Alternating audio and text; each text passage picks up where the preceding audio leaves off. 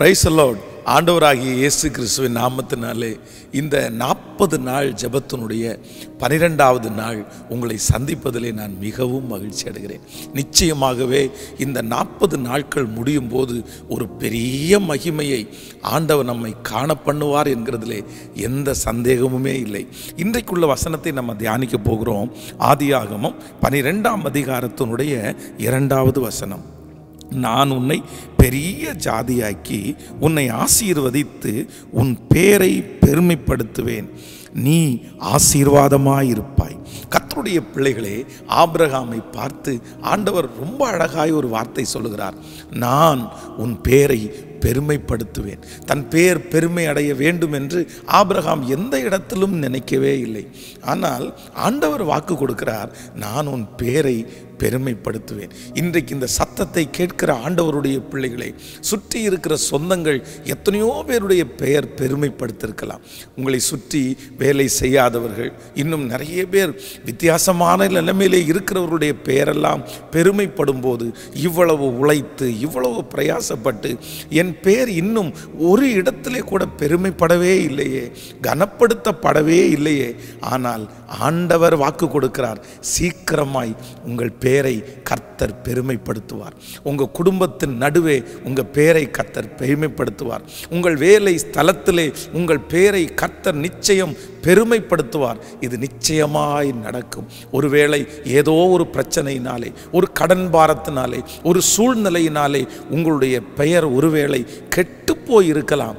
ஆனால் ஆண்டவர் வாக்கு கொடுக்கிறார், உன் பேரை நான் மறுபடியும் பெருமைப்படுத்துவேன். எத்தனை பேர் ஆமோதிக்கிறீர்கள்? கர்த்தருடைய பிள்ளைகளே, இந்த வசனத்தை நான் தியானித்து கொண்டிருக்கும் போது முதலாவதாக ஒரு வசனத்தை வாசிக்கலாம். எஸ்தரின் புஸ்தகத்தினுடைய 6ஆம் அதிகாரத்தினுடைய 4வது வசனத்தை வாசிக்க போகிறோம். ஆமான் தான் செய்த தூக்கு மரத்திலே மொர்தெகாயை தூக்கி போட வேண்டும் என்று ராஜாவினிடத்தில் பேசும்படி ராஜா அரண்மனையின் வெளி முற்றத்திலே வந்திருந்தான். அப்பொழுது ராஜா, முற்றத்தில் இருக்கிறது யார் என்று கேட்டான். கர்த்தருடைய பிள்ளைகளே, இந்த இடத்திலே துஷ்ட ஆமான் மொர்தெகாய் என்கிற தேவனுடைய பிள்ளையினுடைய பெயரை எப்படியாவது கெடுக்க வேண்டும்.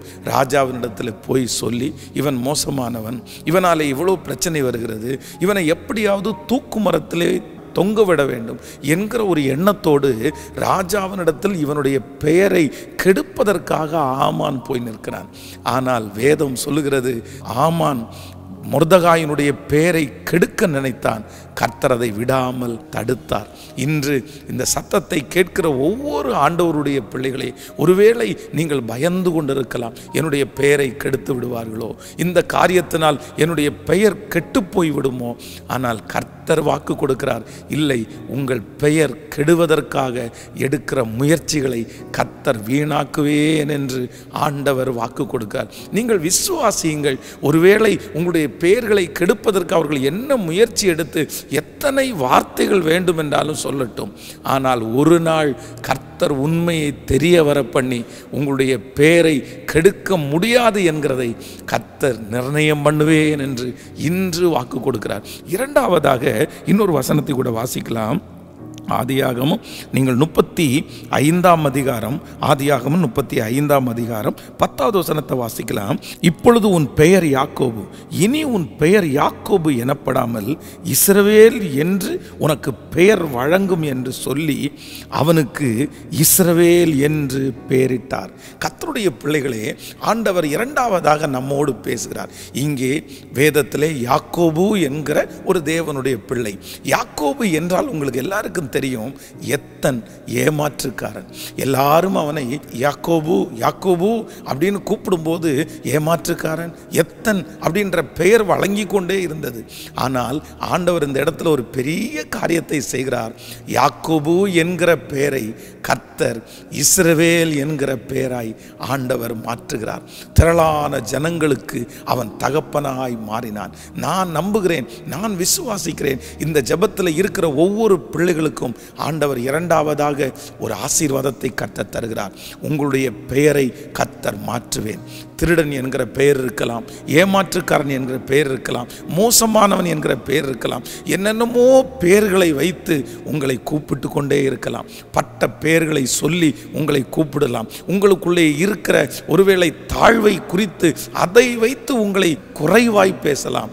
ஆனால் ஆண்டவர் உங்களுக்கு தெளிவாய் கர்த்தர் வாக்கு கொடுக்கிறார். இல்லை, உன்மேல் இருக்கிற பெயரை நான் மாற்றுவேன், சீக்கிரமாய் மாற்றப்படும். இது தீர்க்க தரிசனமான வார்த்தை. இன்றைக்கு உங்களை என்ன வேண்டும் என்றாலும் பேசட்டும், எந்த வார்த்தையில் வேண்டும் என்றாலும் உங்களை சித்தரிக்கட்டும். நீங்கள் அதை குறித்து கவலையே பட வேண்டாம். ஆண்டவர் வாக்கு கொடுக்கிறார், உன் பெயரை மாற்றுகிற கர்த்தர். இந்த வசனத்தை படிக்கும் போதே எனக்கு ஞாபகம் வருகிறது. வேதம் சொல்லுகிறது, இதே யாக்கோபு தனக்கு ஒரு பிள்ளை பிறக்கும் போது அந்த பிள்ளைக்கு தாய் ஒரு பெயரை வைக்கிறார்கள். ஆனால் அந்த தாய் வைத்த பெயர் சரியான பெயர் அல்ல. உடனே இந்த தேவ மனுஷன் அந்த பெயரை மாற்றுகிறார். நான் நம்புகிறேன், உலகத்தில் இருக்கிற ஒரு தகப்பன் தன்னுடைய பிள்ளைக்கு பெயர் வைக்கும்போது பார்த்து பார்த்து வைத்து அவனுக்கு ஒரு நல்ல பெயர் வைக்க வேண்டும் என்று நினைக்கும் போது, உங்களையும் என்னையும் படைத்த, உங்களையும் என்னையும் உருவாக்கின, தாயின் கருவிலிருந்து நம்மை அழைத்த தேவன் நமக்கு ஒரு நல்ல பெயரை தரமாட்டாரா? நான் நம்புகிறேன், இந்த 40 நாட்கள் ஜெபம் முடிகிறதுக்குள்ளே எந்தெந்த இடத்திலெல்லாம் கர்த்தர் உங்கள் பெயரை பெருமைப்படுத்த முடியுமோ அங்கெல்லாம் பெருமைப்படுத்துவார். உங்களுக்காக ஜெபிக்கிறேன். தகப்பனே, உம்முடைய பிள்ளைகளை மனதார ஆசீர்வதிக்கிறேன். நான் உன் பெயரை பெருமைப்படுத்துவேன். உன் பெயரை கெடுப்பதற்கு எடுக்கிற முயற்சியை நானே தட்டி போடுவேன் என்று நீர் வாக்கு கொடுத்தீரே. உன்னுடைய பெயரை மாற்றுவேன் என்று இன்று வாக்கு கொடுத்தீரே. அந்த வார்த்தை, இந்த சத்தத்தை கேட்கிற ஒவ்வொரு பிள்ளைகளுக்கும் அப்படியே நடப்பதாக. நன்றி ஆண்டவரே. இன்றைக்கு பிறந்த நாளை காண்கிற, திருமண நாளை காண்கிற உம்முடைய பிள்ளைகளை மனதார நான் ஆசீர்வதிக்கிறேன். உங்க மகிமை தாங்கட்டும், இயேசுவின் மூலம் பிதாவே, ஆமேன். ஆண்டவர் உங்களை ஆசீர்வதிப்பாராக.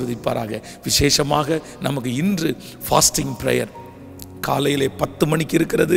லைவ் டெலிகாஸ்ட் பண்ணுகிறோம். எங்களோடு இணைந்து கொள்ளுங்கள். திருச்சபைக்கு வருகிறவர்களும் கலந்து கொள்ளுங்கள். ஆண்டவர் உங்களை ஆசீர்வதிப்பார். மீண்டும் உங்களை சந்திக்கிறேன். God bless you. Praise Lord.